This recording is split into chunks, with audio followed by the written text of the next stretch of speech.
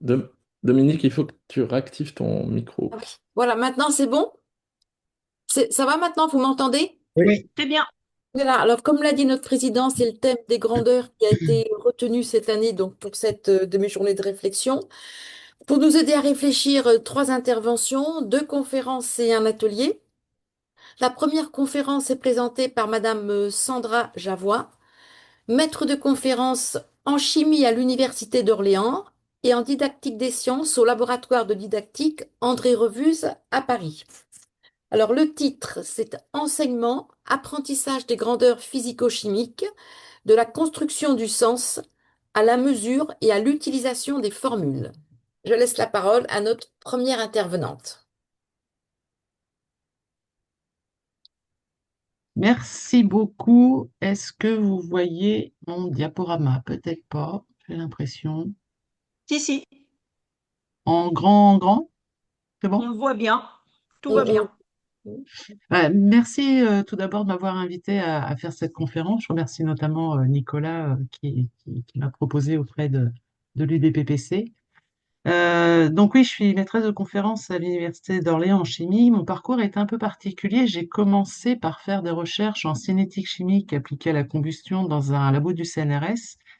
Et puis, côté enseignement, comme mes enseignements étaient de plus en plus tournés vers la formation initiale et continue des profs, à la fois profs des écoles, profs de collège et de lycée en physique-chimie, finalement, j'ai basculé en 2016. J'ai repris mes études et j'ai fait un master recherche en didactique des sciences, ce qui m'a amené donc à travailler maintenant dans ce domaine de recherche au laboratoire de didactique André Revuse. Et en fait, par rapport à cette conférence, mon objectif, c'est de vous partager les résultats de mon tout premier travail en didactique des sciences, qui portait sur l'enseignement-apprentissage des grandeurs masse, volume et densité au cycle 3. Et je dois dire que ce travail m'a amené à profondément modifier ma façon d'enseigner les sciences, et donc notamment à avoir une approche des grandeurs physico-chimiques en dehors de leurs mesures quantitatives. Donc, pour illustrer un petit peu tout ça, je commencerai par quelques constats depuis l'école primaire jusqu'au supérieur, et puis également en formation continue d'enseignants. Et puis à chaque fois, j'essaierai de présenter les origines potentielles de ces différents constats.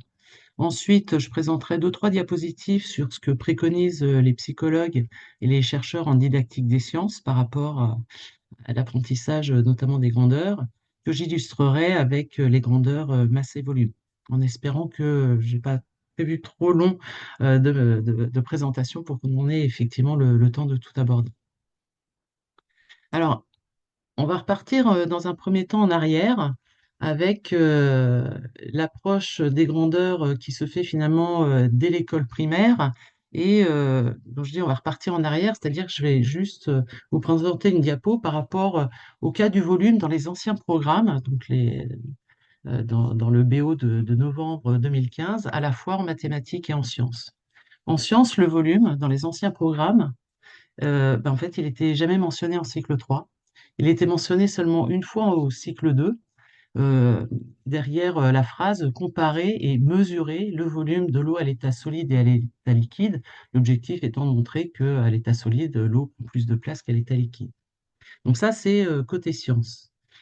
En revanche, en mathématiques, dans les anciens programmes, le mot volume est cité 18 fois dans le domaine grandeur et mesure. Alors, les choses ont un petit peu changé depuis avec les nouveaux programmes de 2023. Et donc, je vais prendre un petit temps pour balayer ces programmes à la fois en mathématiques et en sciences pour voir quels sont finalement les attendus et les objectifs. Donc là, vous avez un extrait du programme de mathématiques de CM1, toujours dans le domaine grandeur et mesure. Alors, on ne va pas lire l'ensemble, hein, simplement une synthèse.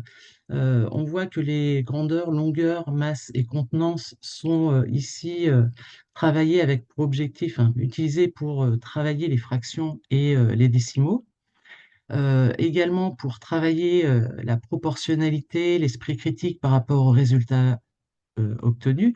Donc ça veut dire derrière que, bien évidemment, il y a la réalisation de mesures, et puis également avec pour objectif d'introduire les unités, les multiples et sous-multiples, les relations entre certaines unités et leur conversion. En CM2, les choses changent peu. On retrouve l'idée de donner du sens, mais aux unités de mesure, travaille sur la proportionnalité pour renforcer les connaissances sur les grandeurs et leurs mesures. Et puis, comme en CM1, par rapport aux unités de mesure, travailler les relations, les conversions pour renforcer la compréhension et la maîtrise de la numération décimale. En sixième, les grandeurs physiques sont utilisées pour établir des liens entre la géométrie, entre les différents domaines que sont la géométrie, le nombre et les calculs et également la proportionnalité. On retrouve euh, l'idée d'utiliser les unités de mesure et pour le coup, à partir de la sixième, la découverte de l'unité de volume, le centimètre cube, essentiellement pour des volumes de solides. Et puis, on retrouve encore une fois cette idée d'utiliser les conversions des unités, cette fois par rapport au temps. Donc ça, c'était pour les nouveaux programmes en mathématiques. Côté sciences, si je prends essentiellement le cas de la masse et du volume en cycle 3, donc là, on voit apparaître vraiment ces termes-là. Donc, comme en mathématiques, on retrouve la prévalence de la mesure, c'est ce que j'ai encadré ici en rouge. On retrouve également la prévalence de l'introduction des unités de mesure et de leur conversion, avec comme objectif de travailler la proportionnalité entre la masse et le volume en vue de l'introduction du concept de masse volumique au cycle 4. Donc, ça nécessite des mesures quantitatives. Et ce qu'il reste, je l'ai mis en vert parce que on est sur non plus seulement une idée de mesurer, mais de comparer. Donc, comparer les masses de différents corps à l'aide d'un dispositif simple qui peut être conçu par les élèves. Donc, ça, c'est par rapport à la masse en CM2. Comparer et mesurer les masses de corps différents au niveau de la sixième et mettre en évidence expérimentalement un critère pour prévoir la position respective de deux couches liquides non miscibles superposées, c'est-à-dire en comparant leurs masses pour un même volume. La question que j'aimerais vous poser, mais sous forme de conférence, ça ne va pas être possible, c'est derrière ce comparer, est-ce que vous envisagez de comparer avec ou sans ou et sans mesure quantitative? On pourra éventuellement en discuter par la suite. Donc la conclusion de l'analyse des injonctions institutionnelles, c'est que finalement, dès l'école primaire, on a une approche à la fois en mathématiques et en sciences des grandeurs physiques que sont la longueur, la masse, le volume, la distance ou les durées, mais vraiment par une centration sur la mesure, les unités de mesure et leur conversion, et aussi par l'utilisation de relations de formules mathématiques. Avant de poursuivre, une photo que j'ai prise dans une salle de classe de collège qui m'a fait, je l'avoue, un peu hérisser les cheveux sur la tête. Certains ont peut-être dans leur classe, c'est ce poster présentant différentes grandeurs avec leurs unités et leurs symboles, et puis des petites images pour essayer d'illustrer. Et en fait, le titre de ce poster, c'est Unité et grandeur, physique et chimique au collège. Donc, je pense que vous avez compris ce qui m'embêtait un petit peu, c'est de mettre en avant l'unité avant la grandeur.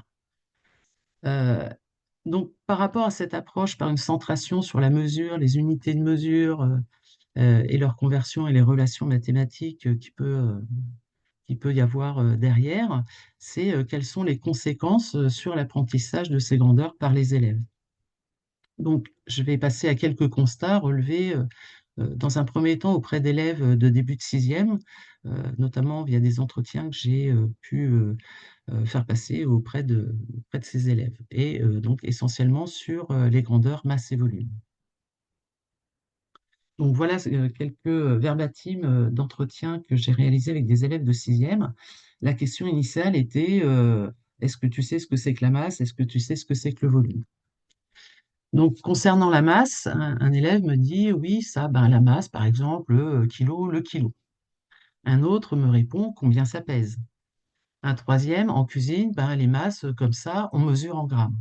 Donc, on voit bien à travers ces réponses d'élèves que finalement, lorsqu'on leur demande ce que c'est que la masse, ce qu'il ressort essentiellement, c'est la mesure, hein, combien ça pèse, on mesure en grammes, et donc l'unité de mesure, mais finalement, le sens physique n'est jamais évoqué. Avec tous les élèves que j'ai pu interviewer, finalement, aucun n'a été véritablement capable de donner le sens de cette grandeur, et à chaque fois, c'est l'unité de mesure qui ressortait. Avec le dernier élève, donc toujours sur la question qu'est-ce que c'est que la masse, poursuite du verbatim, il lui dit ah oui, non, ça dépend, c'est quoi? Si c'est du liquide, on mesure en millilitres ou en litres ou en centilitres aussi. Donc là, on a toujours l'idée de mesure, prévalence de la mesure, on a toujours les unités, et en plus, on a visiblement cette grandeur volume qui est associée à une quantité de matière liquide par opposition à une quantité de matière solide exprimée à partir de sa masse. Alors, l'origine de ça, hein, c'est la vie de tous les jours, c'est la vie quotidienne, et c'est notamment le rôle fonctionnel du volume, euh, notamment lorsqu'on fait une recette de cuisine. Il est clair qu'on ne va pas, euh, enfin, pour préparer une pâte à crêpes, par rapport à la quantité de farine qu'on va mettre, on va déterminer, on va utiliser une masse, et par rapport à une quantité de lait, d'eau ou de bière, selon vos recettes que vous allez utiliser, ben, vous allez utiliser un volume de liquide. Donc, l'association du volume à une quantité de matière, alors que normalement, ça devrait être la masse. Cette conception peut être aussi nourrie par l'existence de deux unités de mesure du volume, le litre est multiple et sous-multiple, et le mètre cube est multiple et sous-multiple. Le litre étant plus généralement associé au volume d'un liquide ou pour une capacité, une contenance, et le mètre cube plus souvent associé au volume d'un solide. Je poursuis d'autres extraits de verbatim par rapport à ces entretiens avec des élèves de sixième. Donc là, j'avais deux élèves en face de moi. Donc je leur demande cette fois, pour toi, qu'évoque le volume? Le premier répond, le volume, c'est quand on peut le voir en trois dimensions, en 3D. Par exemple, une forme, c'est quand on peut le dessiner juste comme ça, par exemple sur une feuille. L'autre élève poursuit, quand on prend un crayon et qu'on forme un carré sur la feuille, on ne dit pas un cube parce que c'est un carré. Oui, c'est ça, on voit qu'une face. Et un cube, c'est vraiment tout, c'est toutes les faces. Donc là, on voit qu'on a essentiellement l'association du volume à une forme géométrique. Et d'ailleurs, un autre élève poursuit en disant, le volume, c'est la forme de l'objet.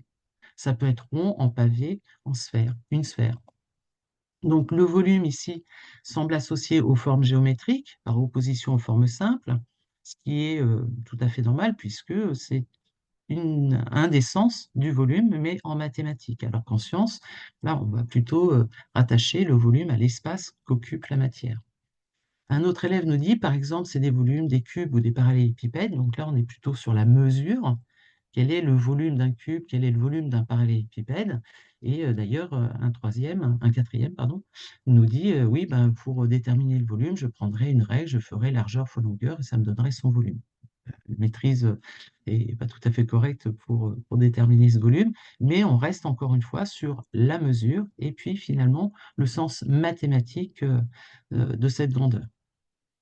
Euh, et puis, lorsque je leur demandais, hein, euh, après leur avoir demandé ce qu'évoquait pour eux le mot volume, comment ils feraient pour déterminer le volume d'un objet, hein, à chaque fois, c'était par une méthode indirecte, entre guillemets, par l'utilisation de relations mathématiques, mais pas du tout à l'aide d'une méthode expérimentale directe par déplacement d'eau. Donc, là, l'origine de ces conceptions, c'est principalement lié à l'acception mathématique du volume, hein, puisque cela renvoie à une figure à trois dimensions et au calcul de, de- du volume par une formule mathématique. Euh, Ensuite, par rapport à ces conceptions erronées de ce qu'est la masse et le volume pour les élèves, une, euh, une conséquence, c'est le fait de ne pas imaginer la- le volume comme se conservant lors d'un changement de forme. Donc là, j'avais posé une question aux élèves, je prenais une boule de pâte à modeler et puis je modifiais la forme de cette pâte à modeler et je leur demandais, bah, à votre avis, que devient le volume? Et donc, par rapport à la pâte à modeler, la réponse était, ben, ça va être différent parce qu'on a changé la forme de la pâte à modeler. Donc, bien évidemment, puisque ils associent le volume à une forme géométrique, puisque la forme change, le volume change. Beaucoup plus étonnant encore, une bouteille contenant un liquide, vous ne la voyez pas très bien, c'est bien, ça ne met pas la pub. Je leur demandais, à ton avis, comment on pourrait faire pour déterminer le volume d'eau qu'il y a dans cette bouteille. Et là, j'ai été assez estomaquée, en fait. Le premier élève m'a répondu, bah, écoute, Sandra, c'est pas possible parce que si je mets la bouteille d'eau comme ceci, bah, je ne vais pas avoir le même volume. Si je la mets comme ceci, je n'aurai pas le même volume. Alors ça, c'est lié à quoi? Bah, le liquide adopte une forme différente selon comment je mets la bouteille. Et donc, puisque la forme est différente et puisqu'ils associent le volume à une forme, bah forcément, le volume n'était plus le même. Donc, ne considèrent pas, enfin, ils n'imaginent pas la conservation du volume aussi bien d'un solide lors de sa déformation ou le volume d'un liquide selon la forme du récipient qu'il contient. Et ça confirme un petit peu les travaux qu'avaient réalisés Piaget et Nelder en 1941. Donc, euh, visiblement, cette approche par une centration sur la mesure, les unités de mesure et leur conversion et l'utilisation de relations et de formules mathématiques ne semble pas permettre aux élèves de construire finalement le sens de ces grandeurs et finalement les propriétés de ces grandeurs physiques. Et ça peut nuire derrière à d'autres grandeurs, je montrerai par la suite concernant la masse volumique et la densité. Alors, quelques constats dans le supérieur. Euh, J'aime bien poser à des étudiants de troisième année de licence de cursus scientifique inscrits dans une formation pour devenir professeur des écoles. Je leur donne un certain nombre d'affirmations et je leur demande si ces affirmations sont vraies ou fausses et pour quelles raisons. Donc de justifier. Et parmi ces affirmations, j'aime poser cette question, la concentration en masse d'une solution, euh, cette affirmation, la concentration en masse d'une solution dépend du volume considéré. Donc, 2 minutes, 2 secondes pour vous faire une idée de la réponse. Euh, donc la réponse qui est donnée majoritaire, enfin 50% des étudiants à cette affirmation répond qu'elle est vraie et en justifiant, bah oui, c'est vrai puisque C est égal à M sur V. Or, si on prend une solution d'une concentration donnée, que l'on considère 100 millilitres ou 1 litre de cette solution, en fait, la concentration ne change pas. Mais simplement parce que ils ont vu très rapidement cette formule de la concentration massique est égale à M sur V, eux l'interprètent en, bah, puisque C est égal à M sur V, c'est donc que C dépend de V, ou de la même manière, C dépendrait de M. Alors, même constat, hein, si on leur pose la question par rapport à la vitesse, est-ce que la vitesse dépend de la distance ou du temps? La réponse majoritaire sera oui, parce que V est égal à D sur T. Euh, Plus embêtant encore, avec la résistance dans un circuit électrique, est-ce que la résistance d'un circuit dépend de la tension et de l'intensité? La réponse que les élèves vont formuler, que les étudiants vont formuler, c'est oui, puisque R est égal à U sur I, alors que c'est une grandeur qui est caractéristique d'un conducteur électrique et donc du circuit auquel on soumet cette tension ou cette intensité. Et on a le pendant avec la masse volumique. Est-ce que la masse volumique dépend de la masse ou du volume? Bah oui, parce que la masse volumique est égale à M sur V, alors que la masse volumique est une grandeur caractéristique d'un corps, et non pas, et donc ne va pas dépendre de la masse que l'on va considérer de ce corps ou du volume de ce corps. Donc là, l'origine potentielle, c'est qu'on introduit quand même de façon très très précoce les relations entre les grandeurs physico-chimiques, avant même peut-être qu'ils aient complètement compris le sens de ces grandeurs. Et donc finalement, on a des justifications à partir des relations et non pas à partir du sens de ces grandeurs physiques. Alors, une autre conséquence, lorsque je pose régulièrement la question dans le supérieur, est-ce que vous pourriez me dire ce que c'est que la masse volumique? La réponse qui est très, très, très, très majoritaire, c'est ben, c'est M sur V. Ce à quoi je réponds, ben là, vous me donnez une relation, mais vous ne me définissez pas ce que c'est que la masse volumique. Alors, une autre conséquence, c'est lors de la résolution de problèmes qui va nécessiter bah, la- l'utilisation de différentes grandeurs qui peuvent être reliées les unes aux autres euh, et qui va se faire par l'utilisation de ces relations, mais de façon totalement déconnectée de leur sens. Donc là, la situation que je vous propose, et donc on propose à la fois en première année de licence de chimie à l'Université d'Orléans, mais aussi auprès de futurs profs de physique-chimie de collège-lycée. Donc on leur donne l'étiquette d'une solution d'hydroxyde d'ammonium. Sur cette étiquette, ils ont le pourcentage massique en hydroxyde d'ammonium, la masse molaire de cet hydroxyde d'ammonium et la densité de la solution. Et la question qui leur est posée, c'est dans un premier temps de déterminer quelle est la concentration en quantité de matière de cette solution commerciale, dans l'objectif ensuite de déterminer le volume de cette solution commerciale à prélever pour préparer une solution à une concentration plus faible, là une concentration à 1 mol par litre. Donc voilà, je vais vous présenter maintenant le raisonnement qui est suivi par 9 étudiants sur 10. Euh, donc, ils vont poser que ce qu'ils cherchent, la concentration en hydroxyde d'ammonium, c'est N sur V, que N sur V, c'est la masse de d'hydroxyde d'ammonium divisé par sa masse molaire, divisé par V. Là, ils identifient que dans M sur V, M sur V, ça leur fait penser à la masse volumique. Donc, hop, lien avec la densité. Donc, D, c'est égal à ρ de NH4OH sur ρ de l'eau. On a notre M de NH4OH sur V divisé par la masse volumique de l'eau, ce qui nous amène à la concentration de NH4OH est égale à la densité fois la masse volumique de l'eau divisé par la masse molaire de l'hydroxyde d'ammonium. Ça vient un petit peu, pardon, comme un cheveu sur la soupe. Et comme on a une solution avec 7,4% de NH4OH, ça nous donne une concentration pour la solution commerciale en hydroxyde d'ammonium qui est de 2,10-3 mol par litre en utilisant les valeurs numériques qui sont données sur l'étiquette. Donc là, on voit que c'est essentiellement l'utilisation de formules qui est utilisée pour répondre à la question et pas du tout un raisonnement à partir du sens de ces grandeurs. Ce qui peut questionner, c'est l'utilisation de n sur v, mais on ne sait pas l'utilisation de symboles sans qu'il y ait de précision sur ce à quoi ils correspondent. N sur v, n c'est le n de quoi, v c'est le v de quoi. Et c'est justement pour cette raison que derrière, ils sont bien embêtés pour justifier l'utilisation des 7,4%. Certainement qu'ils se disent, vu qu'on a cette information, il faut l'utiliser à un moment donné. En plus, c'est quand même le nombre de moles d'hydroxyde d'ammonium que l'on cherche, mais finalement, ce n'est pas vraiment justifié.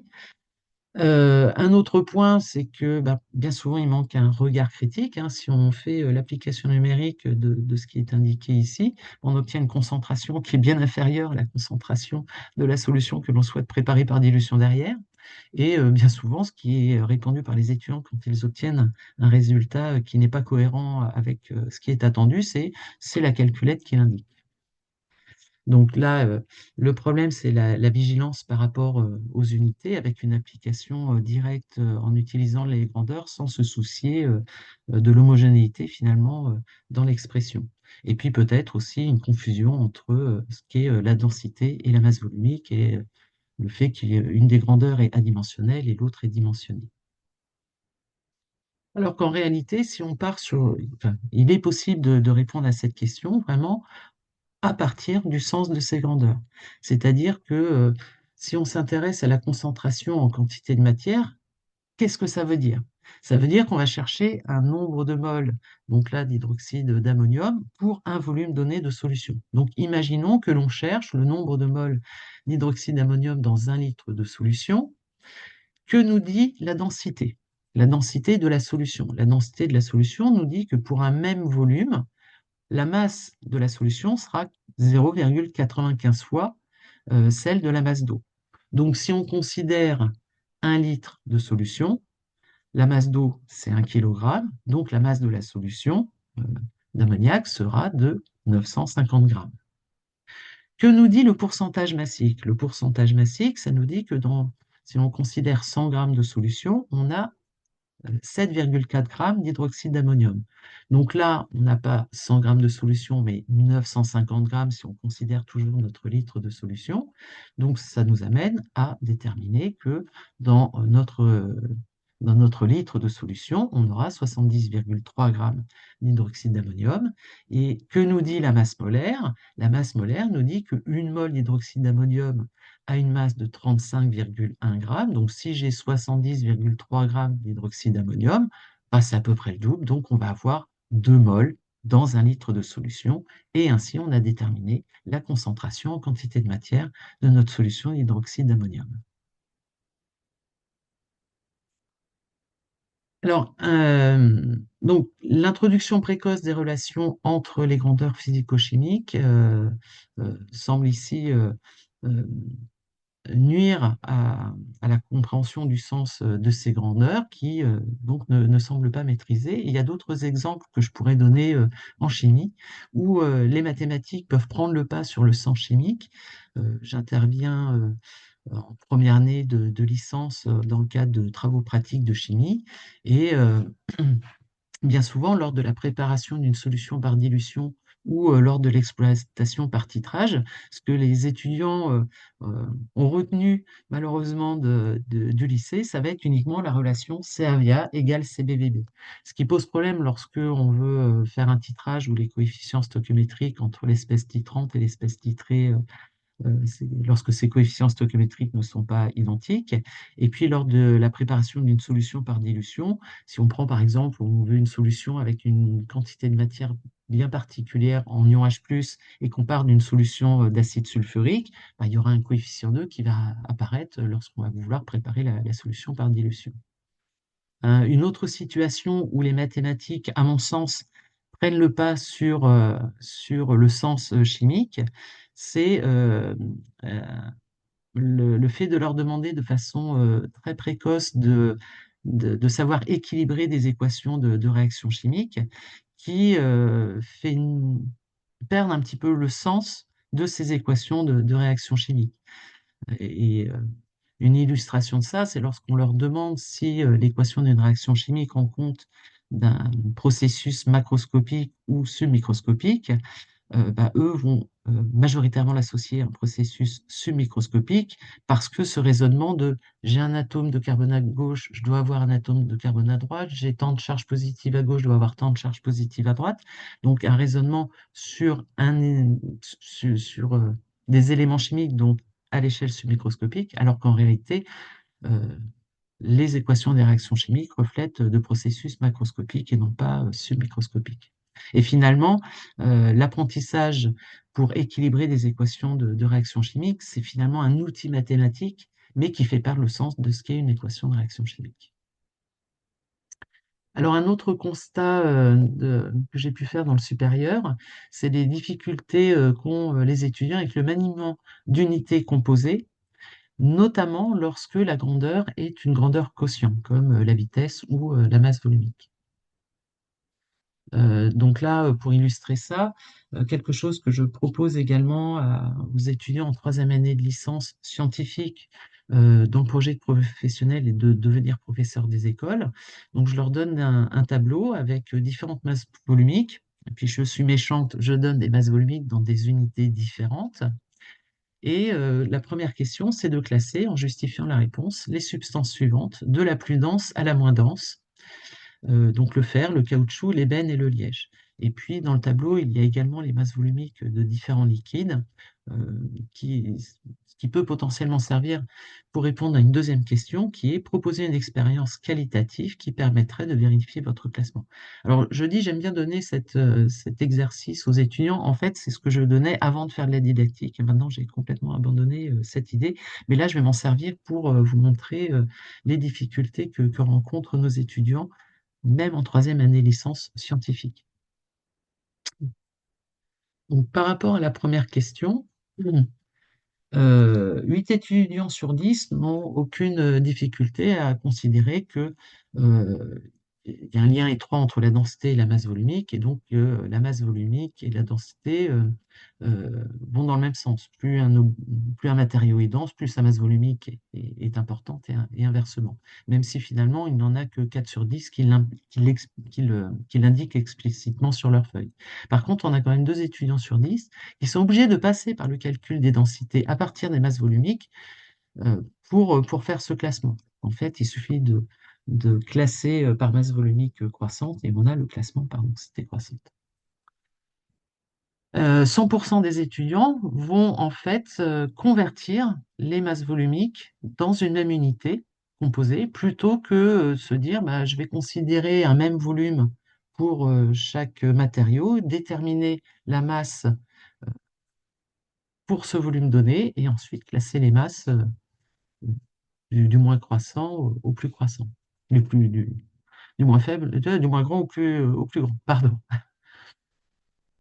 Donc, le raisonnement à partir du sens de la grandeur masse volumique n'est pas utilisé, mais c'est uniquement des conversions d'unités qui sont réalisées, ce qui n'est pas étonnant puisque depuis l'école primaire, on travaille la conversion des unités. Malheureusement, ça amène un étudiant sur 3 à se tromper dans la conversion. Alors, parce que principalement, ce sont des grandeurs quotients. Donc, par exemple, pour passer du par mètre cube à par litre, ils ont bien conscience qu'il y a un coefficient 1000 entre le mètre cube et le litre. Par contre, ils n'ont pas forcément conscience de est-ce que je dois multiplier ou diviser par 1000. Alors que si déjà on revient au sens euh, de, de cette grandeur, si j'ai 5 kg dans 1 litre, on imagine une bouteille, voilà, ça nous donne cet espace, enfin, ce volume d'un litre. Dans un mètre cube, c'est un cube d'un mètre sur un mètre sur un mètre, forcément, on en aura 1000 fois plus. Mais ça, très peu font ce travail. Et donc, voilà, ça amène un étudiant sur 3 à se tromper dans la conversion et donc à faire un mauvais classement des matériaux. Et alors, ce qui est encore plus étonnant, c'est que aucun étudiant ne va proposer de classement a priori des matériaux, et ne va pas non plus justifier la cohérence des résultats obtenus par rapport à sa connaissance de tout ou partie des matériaux, alors que cette situation est vraiment, enfin, les valeurs des masses volumiques ne sont pas inventées, c'est entre guillemets de la vie de tous les jours. Et bah, ça amène bah, ceux qui se sont trompés dans les conversions des unités à nous dire, par exemple, que le liège est plus dense que, que n'importe quel autre, hein, c'est le plus dense, puis le fer, l'ébène et enfin le caoutchouc qui serait le moins dense. Donc déconnecté totalement de la réalité, parce que je pense que voilà, la vie de tous les jours nous amène bien à comprendre sans faire de mesure que le fer est un matériau bien plus dense que n'importe quel autre parmi ceux-là, et que le liège est le moins dense. À la question B sur la proposition d'expérience qualitative qui permettrait de vérifier le classement, voilà ce qu'on obtient. Donc certains vont proposer d'immerger un objet de même volume dans l'eau et de regarder le volume d'eau déplacé, puisque selon eux, le volume d'eau déplacé est d'autant plus grand qu'un matériau est dense. Donc ça, je l'ai rencontré dans 40% des cas par rapport aux études qui avait fait ce travail. Et donc ça induit derrière cette conception selon laquelle le volume d'eau déplacé serait d'autant plus grand que la masse de l'objet est grande. Et ça, c'est quelque chose, c'est une conception qu'on a par ailleurs relevée dans la littérature, notamment à travers les travaux de Piaget. Alors une autre conception aussi qu'on peut relever dans la littérature, un petit peu euh, en lien avec cette situation, c'est de penser qu'à masse identique, que l'objet le plus gros sera celui dont le matériau est plus dense. Alors que bien évidemment c'est l'inverse. Et là en fait la difficulté c'est que jusqu'à assez tard dans l'âge, le plus entraîne nécessairement le plus. Alors que lorsqu'on a une grandeur coursière comme celle-ci, ben, on n'a pas toujours le plus qui entraîne le plus, ça peut être le plus qui entraîne le moins, ce qui est le cas à masse identique quand on compare les volumes. Autre proposition par rapport à cette deuxième question que faisaient 25% des élèves, c'était de placer les matériaux à différentes hauteurs dans l'eau selon leur densité. Donc le fer est le plus dense, c'est celui qui va être tout au fond. L'ébène un peu moins dense sera un petit peu plus au-dessus, le liège et ensuite le caoutchouc, avec là au passage certainement chez cet étudiant une erreur sur le classement des densités entre le liège et le caoutchouc. Et puis après, bon, on avait aussi des situations où on avait combinaison des différentes erreurs, donc là avec les matériaux à différentes hauteurs dans les liquides, et puis avec un classement. Mais je crois que non, c'est un autre classement. Vous voyez, le liège se retrouve être le matériau le plus dense. Alors côté enseignant, on a monté un groupe IREMS il y a 3 ans maintenant à Paris avec 2 collègues didacticiennes, enfin, chercheuses en didactique de la physique. Et on soumet une situation déclenchante dans le cadre de stage avec ce groupe. Et voilà les situations. Donc Zélie a faim, elle veut faire des œufs durs, elle prépare une casserole d'eau salée et il plonge les œufs que sa maman Estelle vient de ramasser dans le poulailler. Les œufs remontent à la surface de l'eau. Elle se rappelle alors d'un dicton de sa grand-mère. Si les œufs remontent à la surface de l'eau, c'est qu'ils ne sont pas frais. Zélie n'y comprend plus rien. Ils sont frais, mais ils remontent à la surface de l'eau. Donc ils ne sont pas frais. Pour quelle raison les œufs, bien que frais, remontent à la surface de l'eau? C'est peut-être un peu rapide, mais bon, vous aurez compris que l'idée, c'est d'associer le comportement d'un solide immergé dans un liquide à la comparaison de sa masse volumique par rapport à celle d'un liquide. Donc, lorsqu'on propose à un collectif d'enseignants cette situation, donc ça fait déjà 3 groupes avec qui on fait cette expérimentation, on leur met à disposition du matériel, des œufs frais et des œufs date limite de consommation dépassée, des objets de forme quelconque et de masse volumique proche de celle d'un œuf frais, de l'eau et de l'eau saturée en sel, des éprouvettes, des béchères, des pipettes, compte-gouttes, un vase à débordement, une balance électronique et une balance de Roberval. Et donc le collectif, dont l'objectif ensuite est de construire une séance d'enseignement autour de cette situation déclenchante. La méthode de résolution systématiquement privilégiée par le collectif, c'est déterminer le volume de l'œuf et sa masse pour calculer la masse volumique de l'œuf, déterminer la masse d'un volume d'eau pure et celle d'un volume d'eau salée euh, pour pouvoir calculer derrière les masses volumiques de l'eau pure et de l'eau salée, ou pure ou détermine ou pas, hein, selon on considère, on connaît la masse volumique de l'eau pure, et ensuite de comparer les valeurs numériques, donc les valeurs des masses volumiques qui sont obtenues. Donc c'est une approche expérimentale, quantitative, par des mesures, et calculatoire. Et finalement, la balance de Roberval n'est jamais utilisée. Alors qu'en réalité, il est tout à fait possible de résoudre, enfin, de répondre à la question posée dans cette situation déclenchante sans réaliser de mesure. Pour cela, en fait, euh, donc là, vous avez l'image d'un cube qui a le même comportement qu'un œuf frais, c'est un cube en nylon. Si on le plonge dans un vase à débordement, le volume d'eau déplacée correspond au volume de l'objet. Donc dans l'éprouvette, je ne m'intéresse pas à l'indication en millilitres du volume de mon objet. Je fais juste un trait qui m'indique quelle hauteur d'eau et donc quel volume d'eau correspond au volume de l'objet. Et puis finalement, en mettant ça sur une balance de Roberval, donc j'ai ici mon éprouvette avec un volume d'eau identique au volume de l'objet, et de l'autre côté, je mets mon objet avec une éprouvette vide identique à la précédente, et ainsi je compare la masse de mon objet à la masse d'un même volume d'eau. Et là, j'ai comme conclusion, puisque là c'était de l'eau pure, que mon objet est plus dense que l'eau, et donc ça explique pourquoi il va au fond. En vidant cette éprouvette et en remettant de l'eau saturée en sel jusqu'au trait, finalement, on va pouvoir comparer la masse de l'objet avec la masse d'un même volume d'eau salée, mais sans mesure, hein. Je ne connais pas le volume exact de mon objet, je ne connais pas la masse exacte de mon objet, mais je suis capable de dire que la masse à volume identique est plus faible que la masse d'un même volume d'eau salée, et donc ça explique le comportement ensuite euh, de mon objet qui remonte à la surface de l'eau salée et qui s'enfonce par contre dans l'eau pure. Mais encore, quelque chose que j'ai vu dans une ressource pédagogique pour montrer aussi que nous-mêmes, hein, on est un petit peu trompé aussi par certaines choses et notamment par l'approche mathématique des grandeurs. Donc, dans une ressource pédagogique proposée par des enseignants, j'ai pu trouver pour préparer 500 millilitres d'eau salée de masse volumique égale à 1,2 g par millilitre ou encore 1,2 kg par litre, il est proposé de dissoudre 600 g de sel dans 500 millilitres d'eau salée. Donc, dans ce cas-là, vous multipliez par 2, ça fait 1,2 kg dans 1 litre d'eau. Donc ça, c'est la masse de soluté dans 1 litre de solvant, mais en aucun cas, on aura une masse volumique qui sera de 1,2 kg par litre. C'est bien plus compliqué que ça. Alors ça c'est lié à quoi, hein? Il y a peut-être d'autres situations, plus en physique, où c'est le cas, mais on a ici différentes grandeurs. Donc la masse volumique, la concentration massique, la solubilité et la salinité, où pour ces quatre grandeurs, finalement, on a les mêmes unités, des grammes par litre ou des kilogrammes par litre ou kilogrammes par mètre cube. Et pour ces quatre grandeurs, en fait, on a la même formule, entre guillemets, c'est une masse divisée par un volume.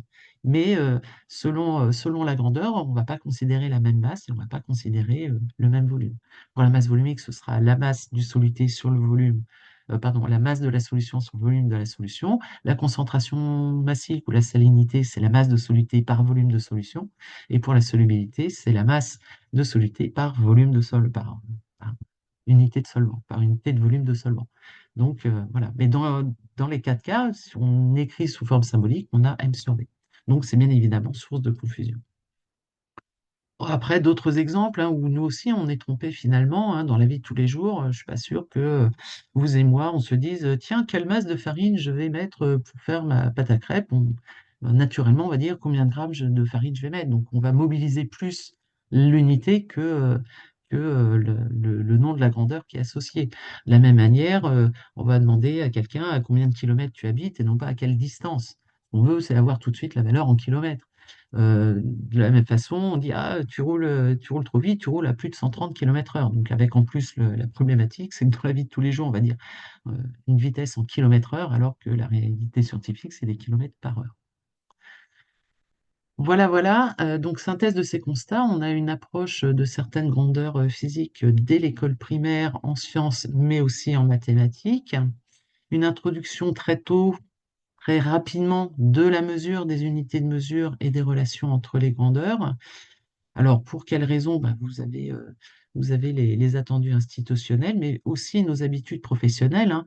Euh, L'exemple que j'ai donné tout à l'heure du calcul de la concentration en quantité de matière de la solution d'ammoniac, moi-même, avant de faire la didactique des sciences, quand je résolvais ce- cet exercice avec les étudiants, je leur disais, ben voilà, sortez toutes les formules que vous connaissez, mettez-les en lien et pouf, on trouve le résultat. Aujourd'hui, j'ai, comme je disais, profondément modifié mes pratiques enseignantes en essayant vraiment de plus passer par le sens plutôt que les formules. Mais voilà, on a des habitudes depuis l'école primaire à l'utilisation de ces formules. Après, il y a des difficultés épistémologiques. Comme j'ai dit, il y a la polysémie de certaines grandeurs, par exemple le volume, qui a un sens différent en physique et en mathématiques. Parfois même symbole, ça j'en ai pas parlé, mais on pourra en rediscuter aussi, le fait d'utiliser des symboles qui vont être identiques pour différentes grandeurs. Alors là, j'ai mis grand V, petit v, le volume, la vitesse, petit d, distance, densité, et comme je l'ai présenté juste avant, donc des unités qui peuvent être communes à différentes grandeurs. Conséquence chez les élèves, non-maîtrise du sens et des propriétés de ces grandeurs. Et puis finalement, certains élèves vont associer les sciences physiques à des mathématiques. Le fait d'utiliser essentiellement ces formules entre les différentes grandeurs. Alors là, un petit extrait d'une expérimentation réalisée en troisième il y a 2 ans, où la situation de départ, c'était cet élève que je vous ai présenté tout à l'heure. Et donc, en classe, les élèves réalisent des mesure de volume et de masse de l'œuf, mesure de masse pour des volumes donnés de liquide, dans l'objectif de déterminer des masses volumiques. Et ce que j'ai bien aimé, c'est qu'après toute cette phase expérimentale de détermination de masse de volume, phase calculatoire pour déterminer les masses volumiques, et là, une élève dit, ah, ça y est, c'est maintenant qu'on va faire des sciences, alors masse volumique, c'est masse sur volume. Donc en fait, pour elle, tout ce qu'elle avait fait avant, toute la partie expérimentale, ça n'était pas des sciences. Là où ça devenait des sciences, c'était d'appliquer une formule. Voilà. Bon, c'est un exemple. Ça ne veut pas dire que c'est une généralité, mais ça pose quand même question. Et finalement, moi, je me pose beaucoup la question Est-ce que cette approche que j'appelle très mathématique des sciences participerait pas finalement à des affections des étudiants pour les études scientifiques, en particulier en physique-chimie, moins en biologie dans certaines universités, peut-être parce que l'outil mathématique est moins prégnant. Mais bon, ça, je m'avance peut-être un petit peu. Alors, le point de vue des psychologues et des chercheurs en didactique, par rapport à l'approche des grandeurs physiques. Donc Piaget nous dit, l'enfant peut découvrir beaucoup et aller très loin sous une forme simplement qualitative et logique. Il est capable de comprendre le phénomène au moyen de simples fonctions, sans maîtrisation. Par contre, si on le met immédiatement en présence de lois avec leur expression métrique, il aura beaucoup plus de peine. C'est pas moi qui le dis, c'est Piaget. Des chercheurs en didactique des sciences nous indiquent également qu'une introduction précoce du formalisme mathématique et l'utilisation de relations mathématiques peuvent détourner les élèves du sens de certaines grandeurs et finalement faire écran à leur conceptualisation. C'est un petit peu ce que bon, j'ai essayé de vous montrer précédemment avec les différents constats. Et Molvinger et ses collaborateurs synthétisent un petit peu tout ça, hein. Les travaux de recherche en psychologie et en didactique menés sur l'enseignement des grandeurs depuis de nombreuses années suggèrent d'aborder chaque grandeur dans un premier temps à partir d'activités de comparaison directes, puis indirectes, avant d'introduire la mesure de ces grandeurs. Et d'ailleurs, Dominique Pasleg, qui a fait sa thèse sur la construction du concept de masse, c'était fin école primaire, a réussi vraiment à montrer que son approche de la masse par des activités de comparaison a favorisé la compréhension de cette grandeur physique. Donc, ce que suggèrent les didacticiens et les psychologues, c'est vraiment d'aborder les grandeurs physiques au travers d'expériences, mais dans un premier temps, en dehors du nombre et de la mesure, notamment par des activités de comparaison. Et là, donc, je vais essayer d'illustrer ça. Je ne sais pas combien de temps il me reste, euh, dans le cas de la masse et ensuite du volume. Donc, les différentes étapes, donc ça, c'est un schéma que nous proposent Munier et Mèche. Euh, on voit le cursus, on pourrait dessiner une flèche avec le cursus, hein. Donc d'aborder dans un premier temps la grandeur avec une estimation perceptive. Donc dans le cas de la masse, ce serait de pouvoir travailler avec les élèves en utilisant finalement leur corps, euh, travailler la masse par rapport à un objet qui est plus ou moins lourd. Ensuite, l'idée, c'est de montrer aux élèves qu'à un moment donné, notre corps nous trompe et qu'on est obligé de passer par un instrument de comparaison directe, donc là, qui serait des balances à bras de levier égaux. Alors, je ne sais pas si on va le voir. Voilà, moi, j'utilise généralement ces deux objets. C'est une grosse boule en bois et puis un petit pavé en acier. Et en fait, de faire sous-peser aux élèves ces deux objets. Et en fait, généralement, ils vont conclure que c'est le pavé qui a la masse la plus importante par rapport à cette boule, alors qu'en fait, c'est l'inverse. Et donc, on utilise une balance pour montrer que leur sens les trompe, et donc il faut passer à un instrument pour pouvoir comparer des masses. Après cette comparaison directe mais sans mesure, on peut passer à une comparaison indirecte. L'idée, c'est de dire si un objet A sa masse est plus grande que celle de B et lui-même a une masse plus grande que celle de C, alors on a ce classement entre A et C. Ensuite, de passer par un étalon arbitraire. Alors moi, ce que je fais avec mes étudiants, futurs profs des écoles, je leur donne deux gros œufs Kinder. Dedans, il y a un certain nombre de billes. Toutes les billes sont identiques, mais dans un des œufs Kinder, il y a 3 billes de plus. Et l'idée, c'est comment feriez-vous pour savoir lequel des deux œufs contient le plus de billes? Ça, il n'y a pas trop de difficultés. Ils vont utiliser la balance de Roberval pour savoir lequel contient le plus de billes. Et ensuite, comment feriez-vous pour déterminer l'écart de billes qu'il y a entre les deux œufs, en sachant qu'à leur disposition, ils n'ont qu'une bille. Ils n'en ont pas deux, ils n'en ont pas trois, ils n'en ont qu'une. Par contre, après, ils ont tout ce qu'ils veulent autour d'eux. Et l'idée, c'est d'utiliser, par exemple, des trombones pour voir combien de trombones euh, il va falloir pour avoir une masse identique à une bille. Et ensuite, ben, combien de paquets de trombones il va falloir pour avoir un équilibre entre les deux œufs, ce qui permet de déterminer la différence du nombre de billes. et seulement après, donc, d'introduire la mesure et l'unité de masse. Et il me semble pertinent aussi de travailler avec les élèves les différents types de balance en fonction de la masse à peser et ensuite de la précision souhaitée. Donc ça, c'était pour la masse. Concernant le volume, je vais vous présenter rapidement si j'ai le temps, sinon vous me coupez, hein. Mon travail est disponible sur le site de l'Ardiste. Donc j'ai construit une séquence d'enseignement du volume en cycle 3 et uniquement basée sur des activités expérimentales de comparaison, donc en dehors de toute mesure. Donc d'une part pour construire le sens physique du volume et d'autre part pour construire d'autres caractéristiques macroscopiques du volume. Et cette séquence, je l'ai testée dans un premier temps avec 2 élèves de CM2 et ensuite, trois enseignants de collège de l'Académie Orléans-Tours ont également testé cette séquence dans leur classe. Et je vous présenterai quelques, euh, quelques verbatims de ces enseignants en fin de séquence.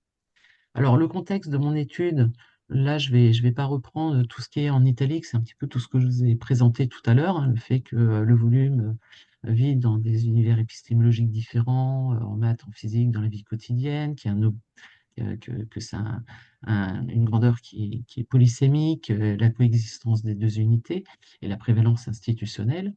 Euh, euh, un didacticien nous indique que les élèves ont des difficultés dans le maniement du concept de volume parce qu'ils le mettent seulement en rapport avec l'application de formules et de systèmes d'unités. Donc ça rejoint un petit peu ce que j'ai dit précédemment et avec comme origine sa numérisation dès l'école primaire. Donc, ça rejoint encore ce que j'ai dit précédemment. Et Piaget et Nelder nous disent il est difficile pour les enfants de moins de 11-12 ans de différencier les grandeurs masse et volume. La dissociation ne s'opérerait que lorsque les enfants comprennent que le volume d'eau déplacé par un objet immergé dans l'eau est indépendant de sa masse et ne dépend que de son volume. Ce qui fait référence à ce que je vous ai montré tout à l'heure avec les étudiants qui mettaient un objet dans l'eau et qui pensaient que le volume d'eau déplacé était d'autant plus grand que la masse était importante pour différents objets de même volume. Donc là, c'est une carte conceptuelle. Je ne vais pas la présenter en détail, hein. Vous pourrez la retrouver dans mon article sur l'Ardiste, sur le site de l'Ardiste. C'est une carte conceptuelle que j'ai construite pour avoir déjà le sens de cette grandeur. Il y a tout ce qui est en blanc ici, ça correspond à l'unité de mesure. En orange, ce sont toutes les caractéristiques macroscopiques du volume d'un solide ou d'un liquide. Et en bleu, ce sont les méthodes usuelles pour le quantifier. Donc, j'ai essayé d'être assez exhaustive par rapport à tous les attendus autour de ce concept, on va dire en fin de cycle 4. Et ensuite, je me suis focalisée sur certains points de cette carte conceptuelle compte tenu des conceptions que j'avais pu retrouver chez les élèves. Et donc, l'objectif de la séquence que j'ai construite était d'une part de construire le sens physique du volume, d'autre part de construire cette équivalence entre le volume d'un solide et le volume d'eau qu'il déplace lorsqu'il est immergé, et puis la conservation lors d'un changement de forme, puisque j'avais mis en évidence avec la pâte à modeler et la bouteille d'eau que les élèves n'imaginaient pas la conservation du volume lors d'un changement de forme. Alors, la première activité que je propose dans cette séquence, c'est donc pour construire le sens physique du volume, une boîte, un trou dans lequel les élèves vont pouvoir mettre la main, différents objets dans cette boîte. Et donc, l'élève qui va mettre la main dans la boîte va devoir décrire à l'aveugle, à d'autres élèves, les solides qu'il touche dans la boîte. Pour cela, il faut utiliser des objets de formes très variées, de volumes très variés, de matériaux différents et donc de masses très différentes. Et ensuite, on met en commun tous les mots qui sont utilisés pour décrire ces objets. On imagine plusieurs groupes d'élèves, donc à la fin, on a pléthore de vocabulaire qui vont ressortir. Donc lourd, léger, boule, cube, cylindre, gros, petit. Et ensuite, par la mise en commun de tous ces mots pour décrire ces objets, de demander aux élèves de dire quels sont les critères associés à ces mots. Donc lourd, léger, les élèves majoritairement vont répondre le poids, pas forcément la masse, hein. euh, puisque ça doit être différencié seulement à partir de la cinquième ou quatrième, si je ne me trompe pas. Boule, cube, ils n'ont aucune difficulté pour dire que ça, le critère qui est associé à ça, c'est la forme. Et par contre, par rapport à gros petit, ce qui ressort majoritairement, c'est la taille. Sauf que la taille, bah, normalement, c'est seulement la forme. Donc à ce moment-là, on introduit le sens physique du volume et on le différencie de la forme euh, en disant que le volume d'un objet correspond à l'espace ou la place occupée par l'objet, alors que la forme, c'est la façon dont l'objet occupe l'espace ou la place. La réitération de l'activité permet d'ancrer ce sens du volume. Et puis, dans cette réitération, on peut, on peut rajouter un morceau de pâte à modeler, voilà, ou de pâte fantastique, j'en parlerai tout à l'heure. L'idée, c'est que derrière, on va leur demander bah, le volume de pâte à modeler, si on change sa forme, est-ce que ça change le volume? Donc là, compte tenu de toutes les conceptions, hein, on s'attend, et c'est le cas, la réponse majoritaire, c'est le volume change. Et bah, l'idée, c'est les activités suivantes vont permettre de répondre à la question. Donc la deuxième activité, elle vise à construire l'équivalence entre le volume d'un solide et le volume d'eau qu'il déplace lorsqu'il est immergé. Donc, on leur pose la question, voilà, j'ai un vase à débordement. En général, ils n'ont pas de difficulté à comprendre le fonctionnement du vase à débordement.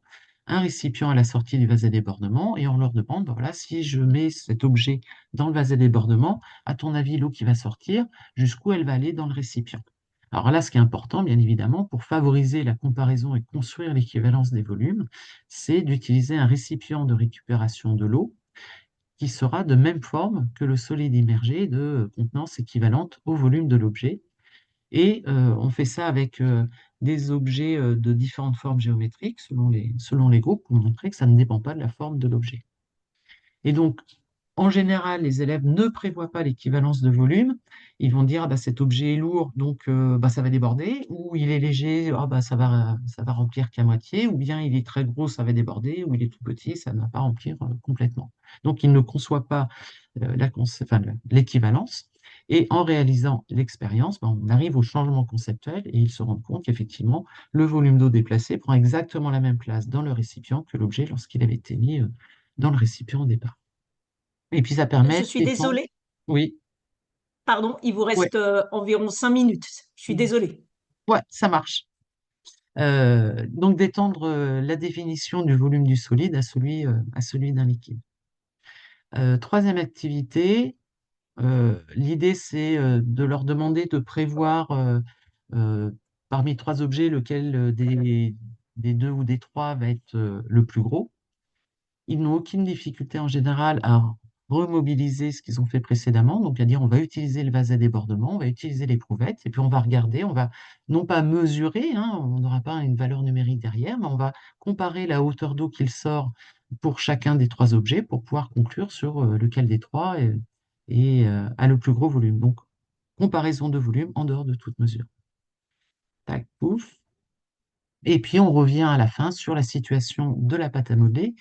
Et si dans l'activité précédente, on a choisi judicieusement les objets de manière à ce qu'ils soient finalement tous de même volume, mais de formes différentes, en général, avant même de réaliser l'expérience avec la pâte à modeler, ils sont tout à fait capables de prévoir que finalement, la pâte à modeler, c'est pas parce qu'on va lui faire changer de forme que son volume changera. Voilà. Et ensuite, on peut faire une transposition à la conservation du volume au cas des liquides avec la fameuse histoire de la bouteille. Tac, tac, si je la tourne, le volume de l'eau, lui, ne change pas. Et puis après, donc ça, c'est un travail qui peut être fait avec l'enseignant de mathématiques. Si on utilise en plus des objets de forme géométrique, on peut ensuite imaginer le travail où on détermine on détermine à partir de formules géométriques le volume des différents solides et on compare avec un volume exprimé en millilitres d'eau déplacée. Et donc, on peut travailler le lien entre les deux unités de mesure du volume. Alors, pour finir, donc quelques verbatim des enseignants qui ont testé cette séquence. Donc là, c'est MZ. Que des choses positives dans l'attitude des élèves, une mise en activité systématique, implication réelle des élèves. Ça, c'est certainement lié au fait que c'est par des expériences.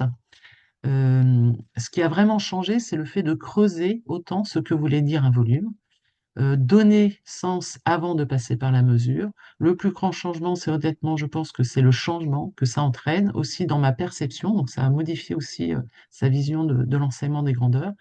Dans ma construction de cours, utiliser beaucoup plus la découverte par l'approche qualitative plus que par l'approche quantitative, repousser un maximum cette approche quantitative, parce que ce qui bloque les élèves en sciences, c'est la plupart du temps les calculs à partir de mesures, donc la vision mathématique. Un deuxième enseignant, très fier du résultat des élèves, ils se sont investis à fond, je dirais pas que c'est acquis, mais je dirais pas que c'est acquis, mais en tout cas c'est compris, c'est-à-dire quand on remémore un petit peu, ça revient tout de suite. Petit bémol, le volume, il a un peu été déconstruit en maths parce que une élève lui en a parlé et lui dit, elle m'a dit qu'en fait, les mètres cubes, voilà, les maths sont revenus, pardon, le volume est revenu directement avec l'unité de mesure. En maths, ils sont focalisés par l'unité et pas sur le concept. Et ça, en maths, ils ont fait que l'unité. En maths, ils pensent que volume géométrique. Ensuite, il nous dit, avant j'abordais volume, c'était mesure unité. Cette séquence m'a permis de tout remettre en question. Les élèves étaient tout à fait capables de concevoir ou d'appréhender un concept autrement que justement par le chiffre ou par le calcul. Voilà, donc pour conclure, en fait, un peu mon credo, c'est d'abord de s'assurer de la construction par nos élèves du sens des grandeurs et de leurs caractéristiques avant de travailler leurs mesures quantitatives et l'introduction de leur unité. Si on a le temps, je vous soumets un petit problème pour justement se dire, mettons de côté les formules mathématiques et focalisons-nous plus sur le sens des grandeurs. Vous imaginez, vous avez un oiseau qui se déplace à une vitesse de 50 km/h, un autre oiseau qui se déplace à une vitesse de 150 km/h. Les deux oiseaux se déplacent en ligne droite entre deux points, un point B, distant de 100 km/h. L'oiseau 1 part de A et l'oiseau 2 part de B. Et à chaque fois que l'oiseau 1 à chaque fois que l'oiseau 2 croise l'oiseau 1, il fait demi-tour jusqu'au point B, puis repart en direction de A. Et la question, c'est combien de kilomètres l'oiseau 2 va-t-il parcourir pendant le trajet de l'oiseau 1 de A à B? Vous avez 2 minutes. Je m'arrête là. Merci pour votre attention. Merci Sandra. Vous m'entendez bien pour les questions? C'est Arnel qui parle. Oui, oui, tout à fait. C'est bon, ok. Alors, merci beaucoup Sandra. On a eu des petites questions. Je pourrais pas tout poser malheureusement. Dans nos programmes de cycle 3 et 4, la masse volumique apparaît, mais pas la densité. Oui. Est-ce que vous pensez qu'il serait plus simple pour nos élèves de commencer par aborder la densité avant la masse volumique? Alors, quand j'ai fait mon travail de recherche, la densité est au programme de cycle 3 et ça a disparu. Euh, et un des soucis de matériaux, on ne va pas dire qu'il y en a un qui a une masse volumique plus grande que l'autre, on va dire qu'il est plus ou moins dense que l'autre. Donc je pense qu'effectivement, ça pourrait être intéressant de revenir à la densité avant d'introduire masse volumique si on veut travailler sans la mesure. Masse volumique, on va être vite tenté de travailler la proportionnalité entre les deux grandeurs. Oui. En fait, c'est assez compliqué. En Angleterre, le terme density correspond à ce que nous, on appelle la masse volumique. Et pour parler de la densité, en langue anglaise, on parle de relative density. Donc, j'ai envie de dire, si on veut rester juste, enfin, sans le quantitatif, plus ou moins gros, plus ou moins petit, ça parle à tout le monde. Pour dire qu'un matériau a une masse volumique plus ou moins grande, on utilise plus ou moins dense. Donc pourquoi pas utiliser le mot densité dans un premier temps avant de parler de masse volumique. Maintenant, j'ai bien D'accord. conscience que ça fait deux noms de grandeur qui sont intimement liés et la confusion ensuite entre les deux peut être délicate. Oui. Autre question, pour nos sixièmes, Mm. on est confronté aux attendus du DBO Oui. qui parle de faire des conversions de proportionnalité entre masse et volume. Et comment on fait? Mm, mm, mm. Ah ben, les institutions, hein, je l'ai dit, effectivement, hein, cette approche que j'appelle, je mets toujours des guillemets parce que je ne veux pas vexer non plus les, les profs de maths, cette approche très mathématique, elle est attendue dans les BO. Maintenant, moi, je reste persuadée qu'il faut d'abord s'assurer de la construction du sens. Je ne dis pas que ce qui est dans le BO n'est pas à faire, mais assurons-nous dans un premier temps de la construction du sens avant de faire cette mise en relation entre masse et volume. Donc pour moi, c'est pas antinomique. Mais peut-être que ce qui manquerait dans le BO, c'est construction du sens avant Mm. avant de travailler cette proportionnalité. C'est pas parce qu'il y a marqué qu'il faut travailler la proportionnalité qu'il faut oublier qu'il faut d'abord construire le sens. Très bien. J'ai d'autres questions, mais je pense qu'on va vous faire une liste Ah, parce qu'on n'a plus le j'ai temps, j'ai beaucoup débordé malheureusement. peut-être au niveau du temps de Un présentation. peu. Et du coup, on doit passer le relais. Je suis Ouais, je suis désolée. désolée. Mais je vais faire la liste des questions pour que vous donniez les réponses. Merci, je suis vraiment désolée.